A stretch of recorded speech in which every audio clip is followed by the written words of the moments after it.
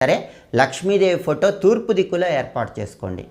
Photo తూర్పు దిక్కులో ఉన్నప్పుడు ఆ తల్లి పడమర వైపు చూస్తూ ఉంటుంది. పడమర వైపు లక్ష్మీదేవి చూస్తూ ఉన్నట్లయితే సమస్త వాస్తు దోషాలను తొలగింపజేసుకొని చక్కటి శుభ ఫలితాలను సిద్ధింపజేసుకోవచ్చు.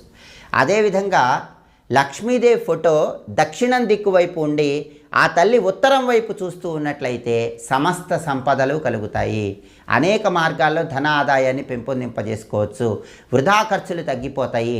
మొండి బాకీలు తొందరగా వసూలవుతాయి. కాబట్టి ధనపరంగా విశేషమైన ప్రయోజనం కలగాలంటే లక్ష్మీదేవి ఫోటో దక్షిణ దిక్కులో ఉండి ఆ తల్లి ఉత్తర ముఖం వైపు చూడాలి.